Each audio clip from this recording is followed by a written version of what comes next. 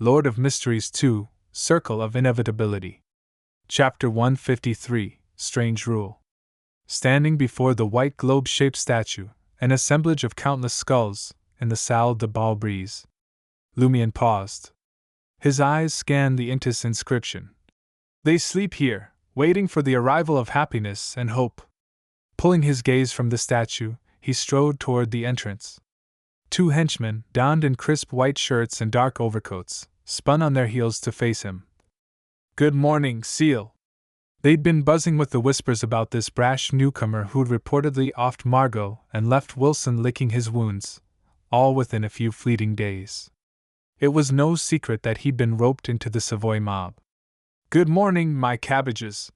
Lumion tossed back, his lips curling into a grin as he borrowed Derige's pet phrase. The salle de bal breeze was still waking up. Waitstaff moved with placid efficiency, arranging chairs, scrubbing the floors. Lumion had intended to seek out Louis, a familiar face. No need to ruffle the feathers of Baron Brignaise over such small matters.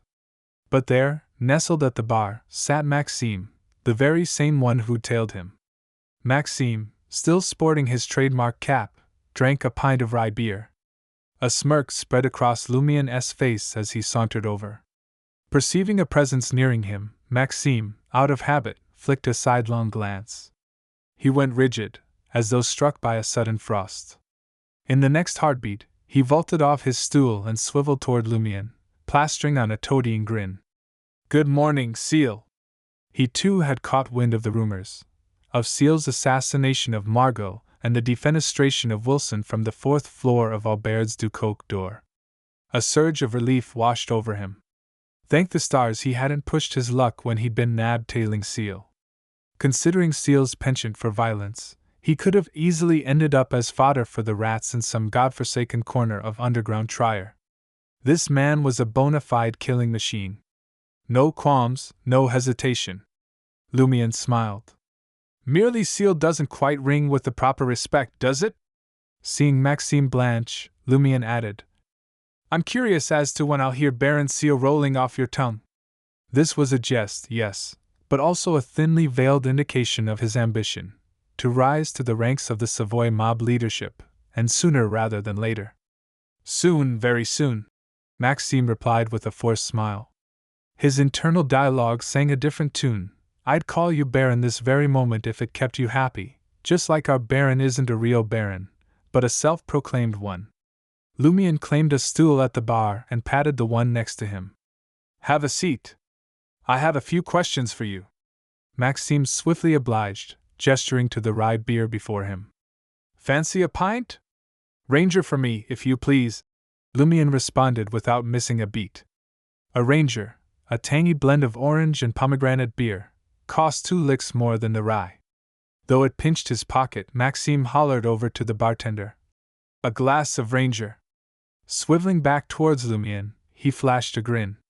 "What would you like to know?" Lumion bided his time until the generous pint of the orange-colored beer was delivered before launching his inquiry. "How did you join our Savoy mob?" "I'm Savoy born and bred." Maxime gestured to his weather-beaten features. "Hopped over to Trier in search of greener pastures, but my buddy who'd put me up had already joined the Savoy mob." The Savoy mob was the brainchild of a handful of Savoy natives who'd made their living as laborers, servants, and peddlers in Le Marché du Quartier du Gentleman. They were a fierce lot, unafraid to put themselves in harm's way, and they'd quickly carved out their own slice of the pie. As the mob's influence grew, they began to pull in recruits from other provinces and even Trier locals, but the heart of the organization still came from Savoy. Lumion gave a slight nod, steering the conversation to his next question. "And is Baron Brignaise the head honcho of the whole Savoy mob?" "No." Maxime stared at Lumion, aghast. He joined the mob without even grasping the basics? And he'd taken out Margot and severely injured Wilson in the name of the Savoy mob. Lumion took a leisurely sip of his orange pomegranate beer, a playful grin adorning his face. "I was under the impression that Baron Brignaise was the head honcho.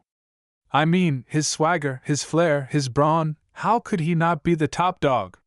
Maxime recoiled in terror, clapping a hand over Lumion's mouth.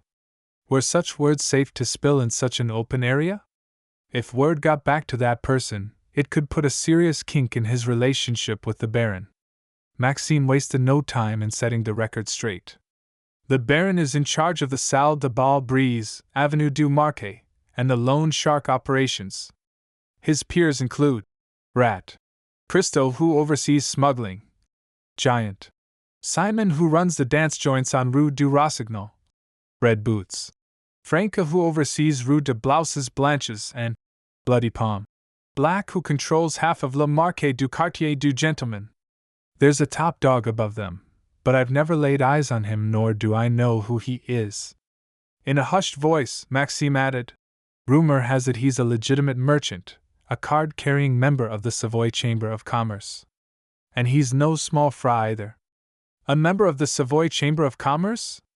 So, the Chamber of Commerce is backing a mob to handle their dirty laundry and keep the competition in check. Lumian pieced together the puzzle from his own experiences as a drifter, snippets from Aurora's offhand comments, and a smattering of books, magazines, and newspapers he'd devoured at home. News of Seal's arrival at the Salle de Bal Brise reached Louis, Baron Brignay's shadow.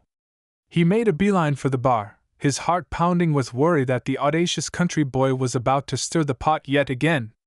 He was really worried that the bold country boy would cause trouble again. Finding Lumian engrossed in conversation with Maxime, Louis slid onto a stool on the other side, easing into the chat. What's got you coming to the Salle de Bal Brise at this hour? Lumian shot him a sly smile. I've got a favor to ask. Louis, his forehead still sporting a nasty bruise, shrank back at the sight of Lumian's grin. What is it? Sensing they were about to dive into heavier matters, Maxime beat a hasty retreat from the bar, nursing his rye beer closer to the dance floor. Lumian retracted his gaze and said slowly, I need you to fetch me a lizard's eye, a rock from an eagle's nest, and a snake's venom gland. He kept the full list of the prophecy spell's ingredients under wraps, planning to source them from different places. What do you need those for? Louis found the trio of items vile and bizarre. Lumian chuckled. Remember how Margot bit the dust? Louis felt a chill run down his spine. It felt like a veiled threat, and it was working. I'm not trying to rattle you. Lumian snickered to himself. I stabbed him. My blade was laced with poison. Right. Louis remembered Seal's chat with Baron Brignay. Seeing Louis still hadn't caught on, Lumian mentally berated, why is this guy denser than Charlie? He sighed, spelling it out for him. Those items are to whip up another batch of poison. What are you planning? Louis nearly jumped out of his skin. He had a hunch Lumian was about to stir the pot. Self-defense. Lumian replied tersely. With no grounds to object, Louis let out a sigh of relief, promising, I'll get someone on the job to collect those 3 items for you. He ran through the list of items again, making sure he'd got it straight. Once he'd confirmed the details, Lumian took a swig of his Ranger, switching gears. Ever heard of the Salle de Bal Unique? Louis eyed Lumian suspiciously, advising, best steer clear of that place. The dance hall's owner, Timmins, is tight with the police commissioner of Quartier de l'Observateur. And there's a shadowy organization pulling his strings. Anyone who's tried to squeeze them has found themselves in a world of hurt, and some have even vanished off the face of the world. Each quartier in Trier had its own police headquarters, each headed by a commissioner. The police commissioner's official title was the Commissioner of the Trier Police Affairs Committee, answering to the Minister of the Trier Police Department. So that's why the poison spur mob never had the guts to chase up Timmins dead.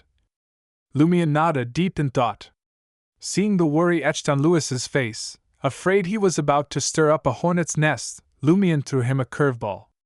Who else in the poison spur mob ranks up there with Margot? And who's their boss? What are you trying to do?